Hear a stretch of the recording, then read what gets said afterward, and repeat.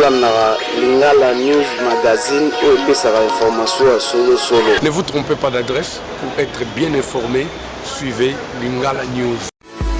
Babina Sali pour Lingala News, Tangama Solo, boucle, check.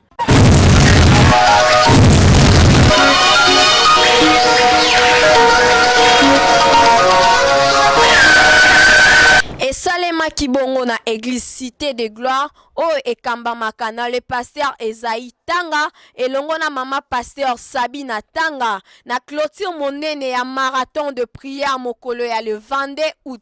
Oyo balobela ki likambo ya bakombo lokola mama na likambo. Bino moko bomona lolenge mabondeli ezalaki. Basali ebele bazalaki mokolo yango. Et sepelisa ki bana na nzambe. Pamba te moto na moto azwaki par na ye kolandisa inspiration oyo ya bakombo. Non, non, éternel Dieu, aujourd'hui nous sommes libres, aujourd'hui nous sommes délivrés.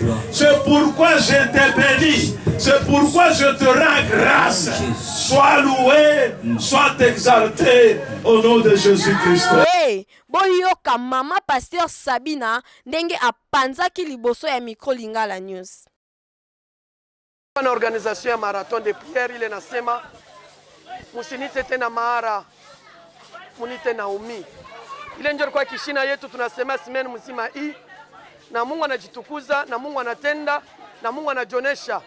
Na kama unanifuata pale unanishikia kwa sauti ambayo niko nasema, utembee pamoja nasi ndani ya imani ya kusema ke Mungu atasaidia na atakubadilisha jina ambao barikupatia, jina ambao barikuweka ikuye jina la yalana, ikuye jina matatizo. Mungu eko na uwezo ya kugeuza, kwa sababu aligeuza jina ya Mara kufikia kwa Naomi. Njoo Naomi anasema mshiniite tena Naomi, njoo niko na buchungu, njoo niko na huzuni ya maneno Mungu ananiacha, Mungu ananitupia mkongo, Mungu ananisahabu. Njoo maana Naomi anasema mshiniite tena Naomi, munite Mara. Mekupitia Mungu anasema eko na uwezo kubadilisha jina.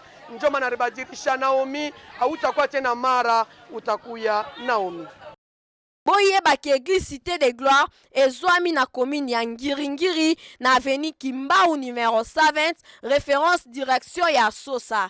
Hey, mama, papa, yo elenge kopesa kombo bipesela pesela te. Pamba te kombo mosusu ekoki kokanga bomoi na yo.